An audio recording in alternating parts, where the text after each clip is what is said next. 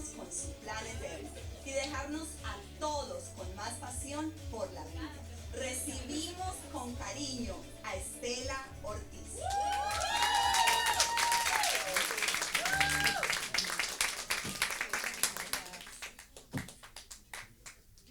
Ay, qué lindo el micrófono de las amigas otra vez. Microfonito con strass. En ningún lado he visto, como aquí en Arde, que hasta los micrófonos son fashion. Qué lindo verles, a los que ya pude saludar. Qué hermoso tantas caras nuevas y ver que la familia crece y se va multiplicando, porque eso es señal de vida en el espíritu. La ciencia dice que todo ser vivo nace, crece, se reproduce y muere. Nosotros en el espíritu empezamos al revés. Hemos muerto a las cosas de la carne, nacemos en Cristo, crecemos y nos reproducimos. Entonces, cuando hay reproducción, eso significa que hay vida. Me gustó mucho que pudieran predicar el evangelio tan brevemente. No sé quién era, cerré los ojos y no vi quién era, pero muy bueno y muy efectivo. Les felicito. Traigo los saludos de la congregación, de los pastores. Fer me escribió hoy en la mañana y me dijo: mandales saludos a todos, aunque voy a estar con ellos, ya adelantarles mis saludos y mis cariños. Bueno, y vamos a proseguir, porque sé que ya empezaron con esta serie de la Biblia y me alegra muchísimo que me hayan invitado para tener este tema, porque es uno de mis temas favoritos. Hay cosas en nuestra vida que son fundamentales, que nos han marcado con fuego. Y justamente cuando Dios nos marca con fuego en algo, nos da la autoridad para poder impartirlo, ¿sí? Una cosa es enseñar. En estos días una maestra de la escuela bíblica me preguntaba y me decía: ¿cómo puedo mostrar la diferencia entre enseñar e impartir? Y yo le decía: enseñar, tomás un concepto externo y lo transmitís, ¿no? Entonces no necesito tenerlo incorporado, pero la impartición es eso de que el vaso está lleno y desborda, y es muy diferente enseñar a impartir. Quizás les podría enseñar, si supiera, de trigonometría o álgebra o alguna de esas cosas que no tengo ni la menor idea, ni me gustan, pero lo podría aprender y lo podría enseñar. Pero sé que lo que vamos a hablar esta mañana lo voy a impartir porque es algo con lo que Dios ha llenado mi corazón desde el día que le conocí, desde el día mismo que le conocí. Y es justamente el amor por la palabra. Y me gusta este versículo: cuán dulces son a mis paladar tus palabras, pero yo lo complementaría con una frase que dijo Isaías, que dice: no es mi palabra como martillo que quebranta la piedra, que es la otra cara. Nos gusta el dulzor de la miel, pero también nos debe gustar el martillo que quebranta la piedra del corazón. Y Jeremías 31:31 dice: haré un nuevo pacto. Nosotros vivimos en el nuevo pacto. Y presten atención, porque nos gusta el nuevo pacto. Nos gusta vivir en la gracia. Pero dice que el nuevo pacto con la casa de Israel, con la casa de Jacob, y dice: y escribiré mis leyes en su corazón. Ya no es solo la palabra que está escrita en la tabla de piedra, en un papel, sino es la ley que se escribe en el corazón. ¿Y qué diferencia hay en la ley que está escrita en el corazón con la ley que está escrita afuera? Que la ley escrita en el corazón me obliga, me impulsa. Era lo que decía Pablo: ¡ay de mí si no predico el evangelio! No había una ley. Dios no le había dicho: Pablo, si no predicas el evangelio no vas a entrar al reino. No le había dicho eso externamente, pero estaba escrito en su corazón, y por eso él tenía ese fuego de predicar la palabra. Si hay un anhelo en mi corazón, es que si todavía la palabra no está escrita en tu corazón, esta mañana pueda ser impartido ese deseo y que puedas orar: Señor, escribe la letra en mi corazón. Tengo la certeza de que si hay falta de pureza en la iglesia, si hay falta de santidad, y me gustó tanto que cantábamos hoy de la santidad, porque la santidad conviene a la casa del Señor. Pero cuando tenemos la letra impresa en el corazón. La letra nos impulsa a vivir en santidad. Entonces ya es, no fornico porque me abstengo, no fornico porque va en contra de mi naturaleza. Hay una ley que no me deja, no me permite avanzar hacia el pecado porque está escrito en mi corazón. Amén. Pero vamos a ir un poquito más atrás y vamos a hablar un poco de qué es la Biblia, porque hay gente que dice, ¿y por qué tengo que leer la Biblia? En estos días un joven me preguntaba justamente eso y debatimos un largo rato. Me preguntaba, ¿y por qué la Biblia y no cualquier otro libro? O sea, ¿por qué? Porque ¿qué tiene de especial y de particular? Entonces, bueno, me pedía razón y me pareció perfecto, muy bueno, porque uno tiene que entender qué es lo que uno, ¿por qué? ¿En qué tengo fe? Porque la fe no es solo una cuestión de emoción, también tengo que saber qué creo. ¿Sí? Porque si no vienen las contras, vienen las oposiciones y no sé qué contestar.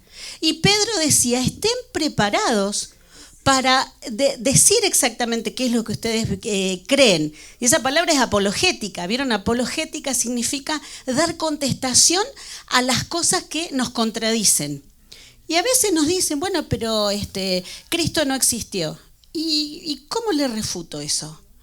Ay, no sé, le digo que lo vea Will. Que venga y le pregunte a Will. Me gustó mucho, sos una maestra de la palabra, me gustó mucho tu exposición de la... Sino que vengan y le pregunte a Katie.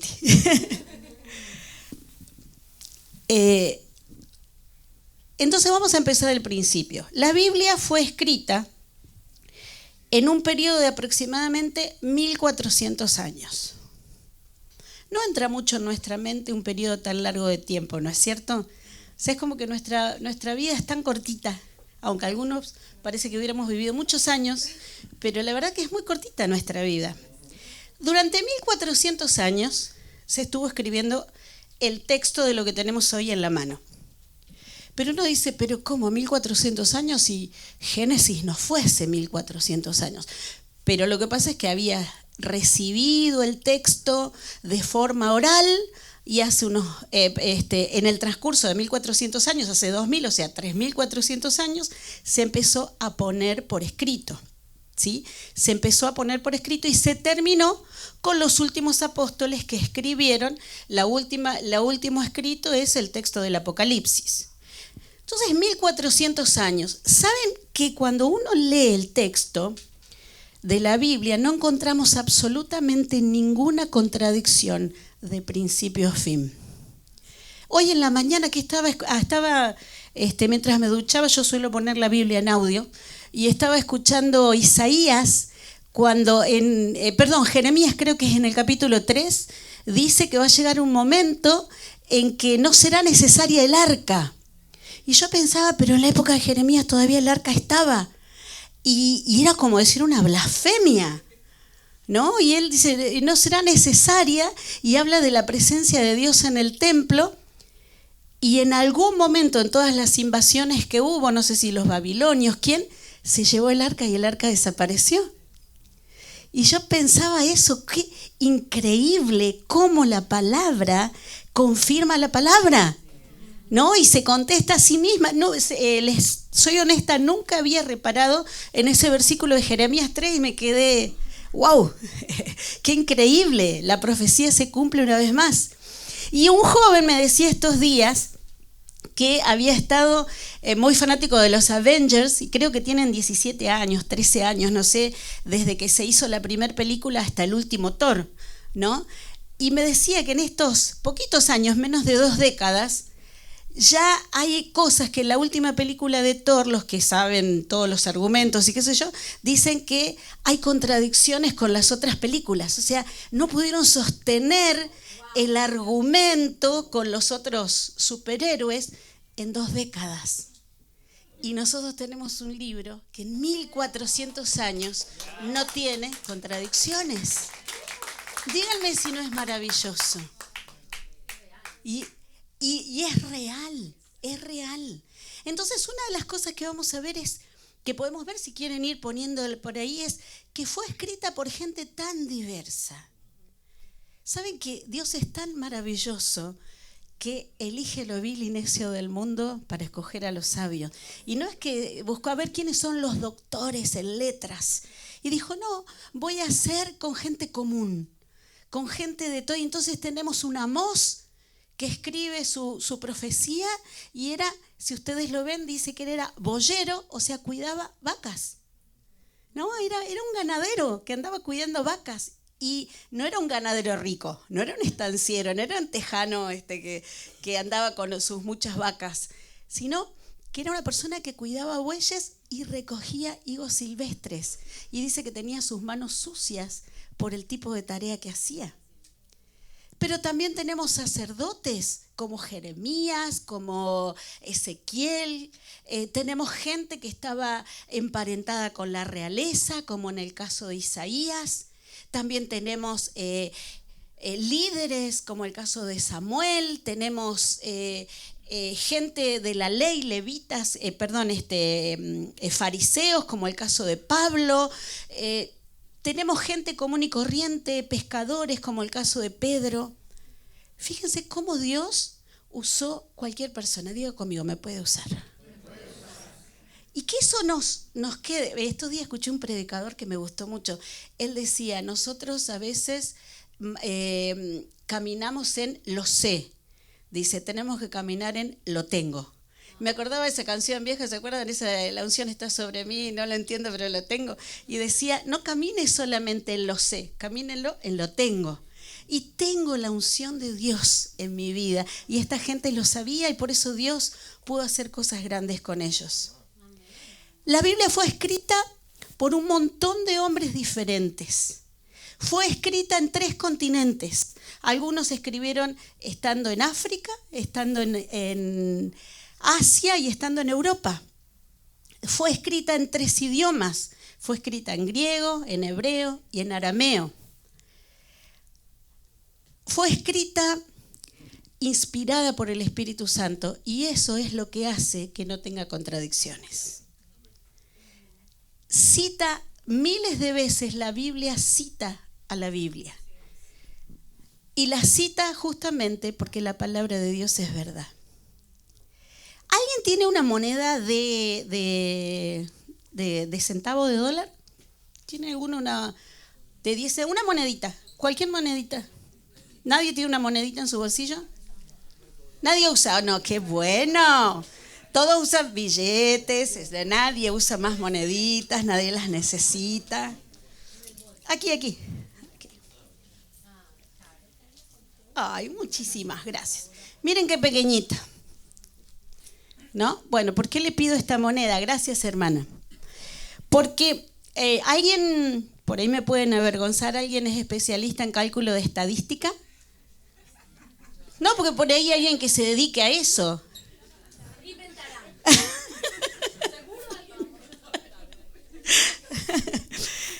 Saben que según los estadistas, por ahí había una imagen también acerca de eso.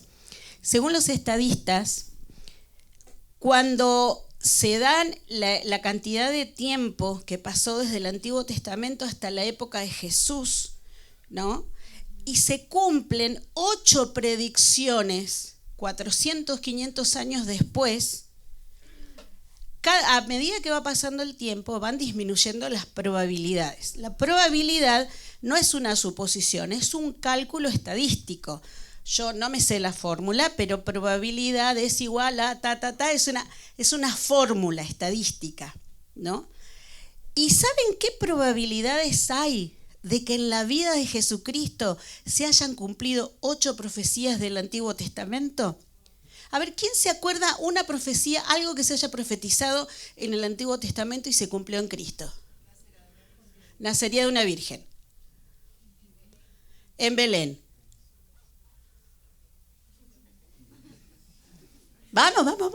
Fue llevado como oveja al matadero. Como oveja al matadero. Ninguno de sus huesos fue quebrantado. Exacto, sus vestidos serían repartidos. Le darían vinagre en vez de agua. Al tercer día resucitaría. Vamos, nos queda uno solito. ¿Qué sería descendiente de David? Ahí tenemos. ¿Sí? Perfecto. Tenemos ocho profecías que se cumplen en la vida de un solo hombre 400, 500 años después. ¿Saben qué probabilidades hay? No sé si está, no sé, se ve muy bien, ¿no? Sería uno en toda esa cantidad de ser una en 100.000 billones. O sea, una posibilidad en... ¿Y qué es una en 100.000 billones? Para que nos demos cuenta de la inmensidad de la imposibilidad, porque eso ya cae en la estadística, eso cae dentro de imposibilidad, o sea, es imposible que suceda. Si nosotros ponemos de estas moneditas, una al lado de la otra, sobre todo el estado de Texas, ¿vieron que Texas es muy grande? Bien, sobre todo el estado de Texas ponemos estas moneditas, una al lado de la otra, 100.000 billones, llenaríamos el estado de Texas hasta una altura de 60 centímetros de moneditas. ¿Y cuál es la probabilidad de que se cumpla en Cristo eso? Que nosotros a la primera saquemos la monedita señalada. Vamos a suponer que esta la pintamos de rojo para saberla y en todo el estado, en esos 60 centímetros, a la primera saquemos la monedita señalada. Eso es la probabilidad que hay de que en Cristo se cumplan 8 profecías. ¿Y saben una cosa? En Cristo se cumplen 48, no 8. Así que imagínense el grado de imposibilidad a los ojos de los hombres de que eso suceda.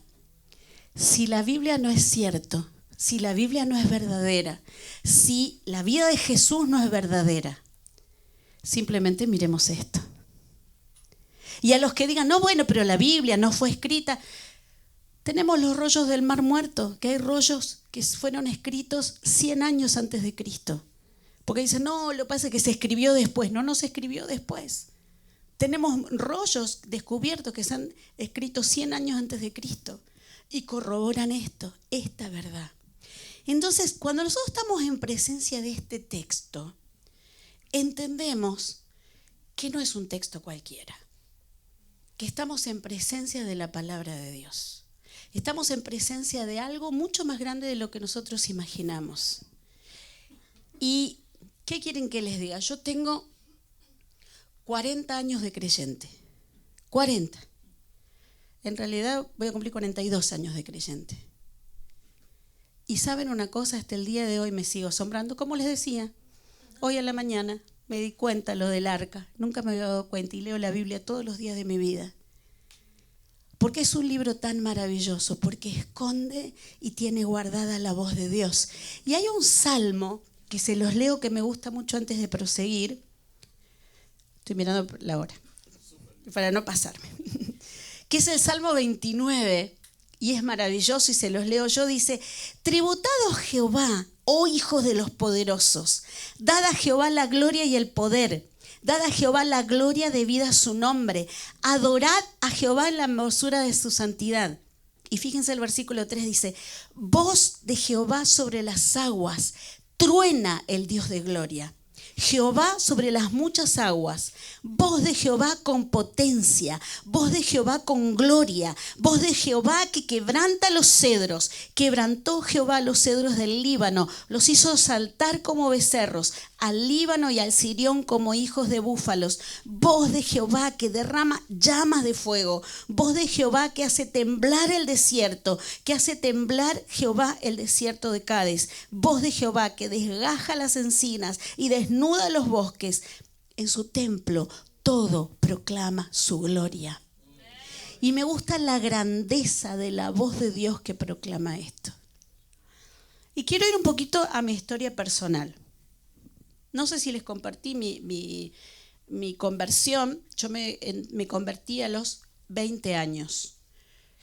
En un día que estaba viendo cómo llegar a mi objetivo de suicidarme, ya por cuarta o quinta vez, pero esta vez lo quería hacer y sin sufrimiento. Y estaba lucubrando eso y a la vez enojada con un Dios que yo decía que no existía.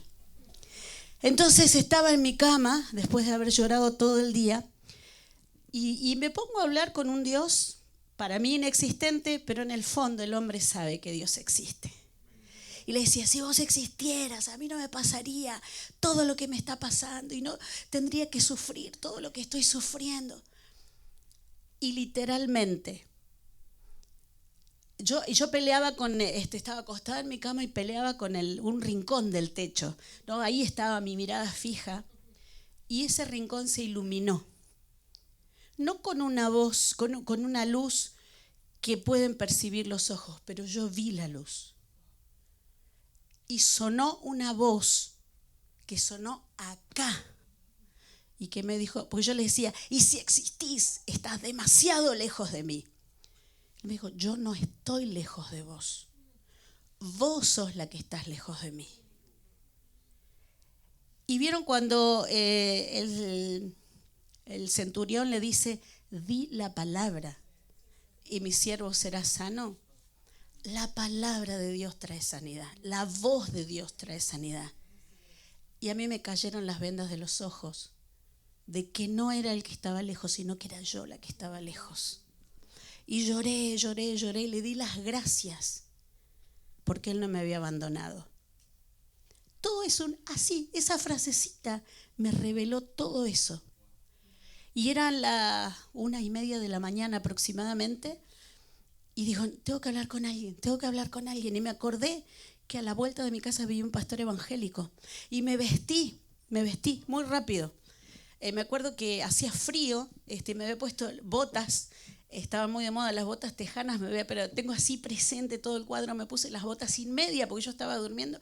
Y salí corriendo y a la 1:30 de la mañana le golpeé la puerta a estos pastores. Y ellos tenían una puerta de esas de antes que se le abría una ventanita y uno miraba quién era. Entonces este pastor, Raúl era su nombre, miró por la ventana, él me conocía, porque yo había estado de pensionista, yo tenía una pensión de chicas y cuando yo estaba en el primer año de la universidad había estado unos meses en su pensión. Entonces abre, me ve, después de, hacía como 3 años que no nos veíamos, abrió la puerta y cuando abrió la puerta yo lo abracé y me largué a llorar. Pero no le dije nada. Y salió su esposa. Y su esposa nos mira. Primero que en bata estaba la señora, salió de la cama en bata. Y le dice a él, ¿qué le pasó? Y él, sin que yo le hubiera dicho ninguna palabra, le dijo, tuvo un encuentro con el Señor. Porque él lo había... Yo nunca le pregunté qué vio, pero él supo que yo había encontrado al Señor ese día. Bueno, y ahí me sentaron en el medio, uno de cada lado, y me explicaron, porque yo, si bien lo había sentido, no sabía qué era. ¿No? Y así pasa con los nuevitos. Uno dice, pero si tuvo una experiencia con el Señor. Sí, pero tiene que haber un hermano mayor que los guíe, los discipule. Ahora, a partir de esto va a pasar esto, vas a hacer esto. Por eso es tan importante el discipulado. Y me regalaron un Nuevo Testamento. Y me dijeron, ahora vas a leer el Evangelio según San Juan. Y yo, súper obediente y con hambre de Dios, fui a mi casa, 2:30 de la mañana, abrí la Biblia y me leí el Evangelio según San Juan de un tirón. Y ¿saben qué? Yo pienso hoy que de teología no entendí nada. O sea, ni presté atención a lo del verbo, si el verbo era carne, no era carne, si era desde el principio, si no era... Todo eso no entendí nada y creo que tampoco me importó. Pero al terminar el Evangelio de Juan, yo lloraba de vuelta, pero porque se me había revelado que Dios me amaba. Entonces, cuando a mí me dicen acerca de la palabra, yo digo, no me importan tus argumentos en contra de lo que aquí está escrito, porque yo sé lo que Dios hizo conmigo a través de su palabra. No hay forma de que alguien me pueda dar un argumento contrario, porque yo sé que Dios me habló 1,000 veces desde el primer día a través de las líneas de este libro. Y mi vida no ha sido fácil, no es que ahí empezó todo color de rosa, porque es mentira. He tenido muchas adversidades en mi vida, pero les puedo asegurar que si yo pienso en cada una de esas veces, hay un denominador común y es que Dios me habló a través de la Escritura y me infundió fuerzas a través de la Escritura. Y muchas veces conjugó su voz en mi espíritu con la voz que está aquí. Porque cuando Dios te habla, que sí habla, nunca se contradice con lo que Él nos escribió. Y me gusta una palabra que dice siempre mi yerno Marcos, dice: ¿a cuánto le gustaría escuchar la voz de Dios audible? ¿A cuánto le gustaría escuchar la voz audible? Levanten su mano. ¿Cuántos quieren escuchar la voz audible? Bueno, mi hermano, lea en voz alta. Y ahí va a escuchar la voz de Dios. Ahora, ¿para qué quiero escuchar la voz de Dios? ¿Saben que cuando nosotros escuchamos la voz de Dios, es un doble filo? Dice: no os hagáis muchos de vosotros maestros, sabiendo que van a ser juzgados de acuerdo a eso. Cuando Dios nos habla, tenemos la responsabilidad de obedecer aquello a lo que Dios nos habló. Y es como un depósito en el banco, ¿no? Va creciendo y tiene intereses. Y uno atesora y pone por obras y parece que eso crece, crece y crece. Pero es necesario que nosotros leamos las Escrituras. Hermano, nadie engorda por lo que come el de al lado. Yo estoy como estoy porque yo como. No le puedo echar la culpa a mi vecino. Pero de la misma manera, si nosotros no nos alimentamos de la palabra, nosotros no vamos a crecer. No vamos a estar vigorosos. No vamos a tener vida del Espíritu, porque como decía, creo que fuiste vos la que dijo, creo que fuiste vos que dijiste que la palabra era la que sustentaba todas las cosas. Una de las dos habló y dijo que la palabra era la que sustentaba todas las cosas. Y es así. Mi hermana, mi hermano, si querés crecer, tenés que ser un productor. ¿Y qué es un productor? El productor es el que labra la tierra, el que siembra, el que riega, el que espera el crecimiento y entonces disfruta de lo que está cosechando. No podemos venir aquí todos los domingos a cosechar la lechuga, la papa, el tomate que plantó otro, porque va a estar rico, pero no voy a tener para mi casa. Entonces es necesario que todos los días, y no hay excusas, no podemos poner excusas. Ay, pero lo que pasa es que yo estudié poco. Miren, yo les quiero contar una historia. Cuando nosotros nos recibimos del seminario, allá hace unos 34 años, fuimos a pastorear una iglesia bien en el norte de Argentina, que en una ciudad que se llama Tartagal, Salta, casi lindando con Bolivia, que está rodeada de comunidades aborígenes. Y venía a la iglesia un hermanito aborigen que su modo de sustento de vida era vender leña. O sea, él cortaba leña en el monte y venía en un carrito, no con caballo ni nada, lo traía él arrastrando a su carrito lleno de leña y vendía en la ciudad para el que quería hacer un asado. Vieron que los argentinos somos muy amantes del asado, entonces él traía su leña y vendía, y eso era su sustento. Así que ustedes fíjense la forma precaria de vida que él tendría. Era muy pobre, vivía en un ranchito en el monte. Y Pedro Zúñiga era su nombre. Pedro era analfabeto cuando conoció al Señor. Y saben que un buen día descubrimos que Pedro sabía leer. ¿Saben por qué? Porque a ese humilde ranchito bajaba un ángel que le enseñó a leer. Y no era un ángel humano, literalmente un ángel del cielo bajaba a su ranchito y le enseñó a leer. Y yo digo, en toda la pobreza y en toda la necesidad que tenía Pedro, ya que bajaba un ángel, ¿por qué no le construyó una casa?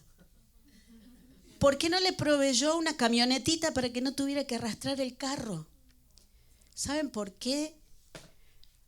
Porque el ángel de Dios sabía que Pedro necesitaba un bien mayor. Y que el carro o el caballo para tirar su carro hubiera sido útil, pero la fuerza para tirar del carro espiritual estaba acá y no afuera. Y que él podría haber prosperado económicamente, pero Dios quería que prosperara su alma.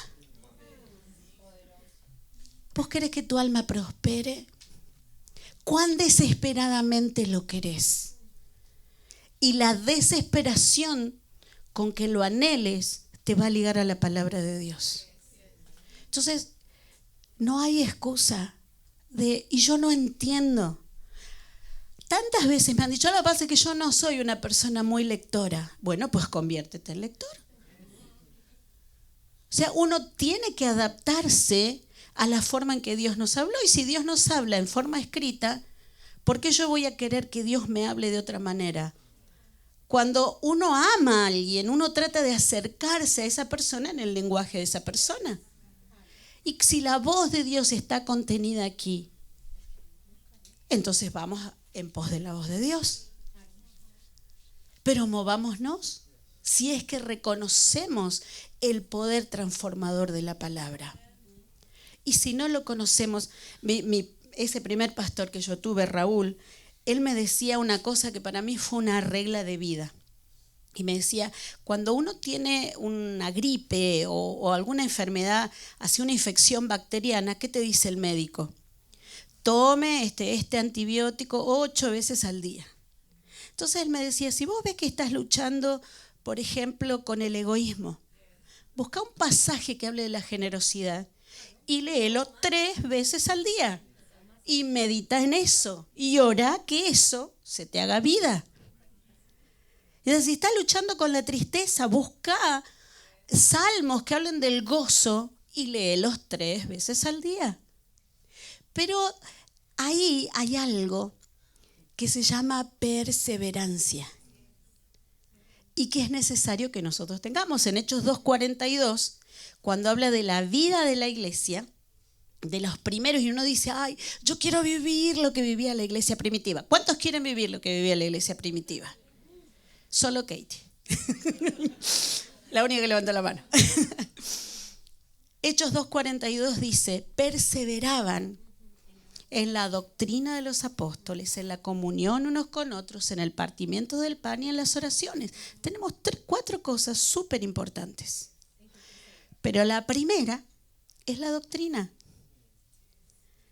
Entonces, si nosotros queremos la vida del Espíritu que tenía la iglesia primitiva, tenemos que ser capaces de ir a la Escritura como lo hacían ellos. Si bien ellos, por una cuestión de que en esa época los libros eran muy caros, no iban en sí a la Escritura en su casa porque nadie tenía rollos en su casa. ¿Sí? Era demasiado caro. Un rollo podía costar el salario de un año, uno solo. No estamos hablando de todo el contexto. El libro de Isaías, por ejemplo, para tenerlo en la casa era muy difícil, pero había gente que tenía. Entonces, por eso se juntaban y estudiaban las Escrituras, ¿sí? Juntos. Ahora, yo les quiero comentar brevemente, y con esto termino. En 2 Crónicas 34 hay un pasaje tremendo que a mí me gusta muchísimo, que tiene que ver con el rey Josías. ¿Le suena el nombre? Josías. ¿Sí? Josías, no se sabe muy bien, es un poco oscura la traducción, la interpretación, la traducción de su nombre literal, pero por las 2 palabras que están involucradas en el nombre, Josías es más o menos aquel que tiene sus raíces en Dios, o sea, que tiene a Dios como fundamento, ¿sí? Y bueno, Josías había empezado a reinar muy joven, a los 8 años, y siempre lo hizo con mucho celo, había eliminado todo el culto idolátrico y todo lo demás, y llegó un momento en su reinado que dijo, quiero reparar el templo. Entonces juntó de los impuestos, los dio para que arreglaran el templo. Y dice que cuando Safán, que era su escriba, llevó el dinero, era como el escriba contable que tenía el ministro de Economía del rey Josías, lleva el dinero al templo y hacen todas las refacciones. En eso que estaban refaccionando, el sacerdote Hilcías encuentra el libro de la ley. Encuentra. O sea que el libro de la ley había sido dejado de lado. Entonces Hilcías le dice a Safán, Safán, he encontrado el rollo de la ley, ¿sí? El libro de la ley. Y Safán lo agarra. Y ahí tenemos, a partir del versículo 14, les leo un poquitito. Dice, y al sacar el dinero que había sido traído de la casa de Jehová, el sacerdote Hilcías halló el libro de la ley de Jehová dada por medio de Moisés. Y dando cuenta Hilcías, dijo al escriba Safán, yo he hallado el libro de la ley en la casa de Jehová. Y dijo Hilcías, y dio Hilcías el libro a Safán. Y Safán lo llevó al rey, y le contó el asunto diciendo, tus siervos han cumplido todo lo que les fue encomendado, han reunido el dinero que se halló en la casa de Jehová y lo han entregado en mano de los encargados y en mano de los que hacen la obra. Además de esto, declaró el escriba Safán al rey, diciendo, el sacerdote Hilcías me dio un libro.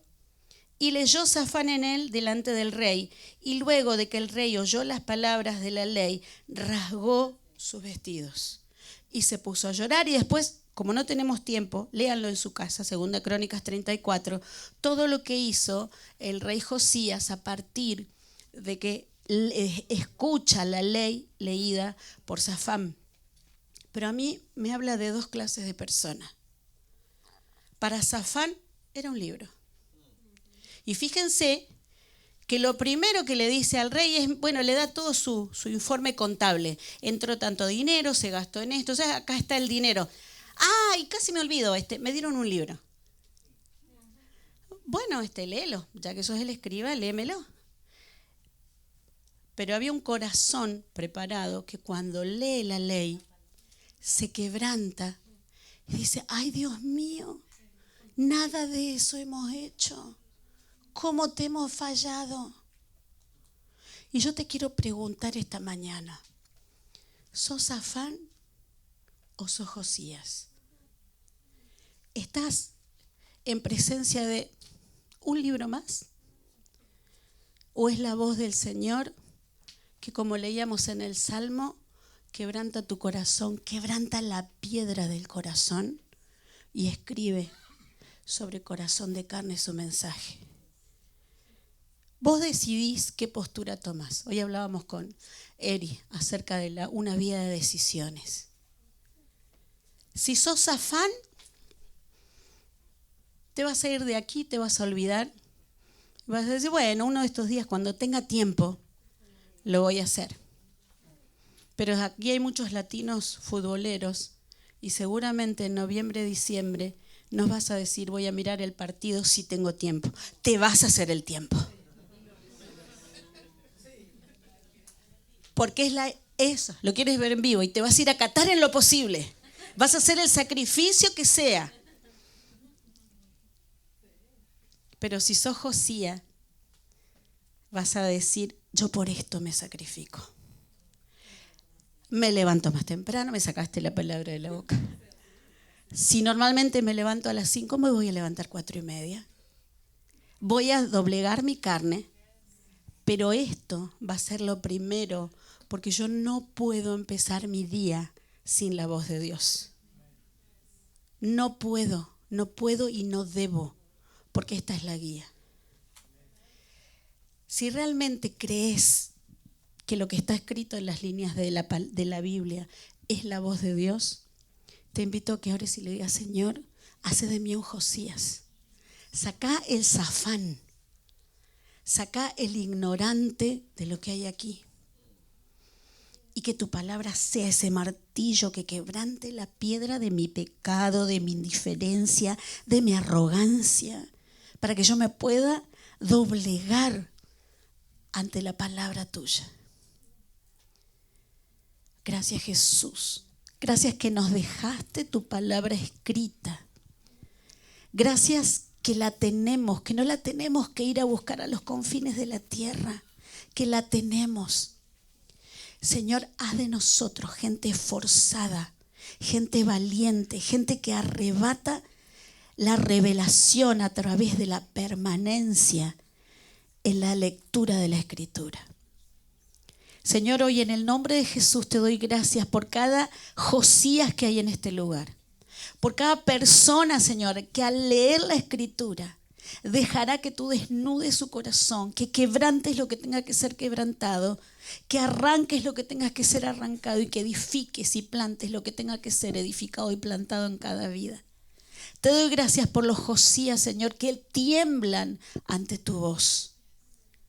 En el nombre de Jesús, en el nombre de Jesús. Y te doy gracias por cada profeta, por cada sacerdote Hilcías que descubre la ley que está escondida y la trae para que sea revelada. En el nombre de Jesús, transfórmanos a tu imagen y semejanza por medio de la revelación de tu palabra.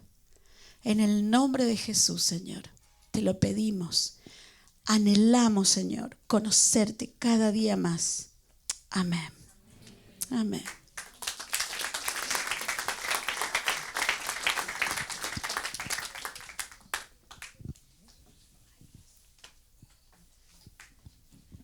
Gloria a Dios por la vida de Estela, ¿verdad?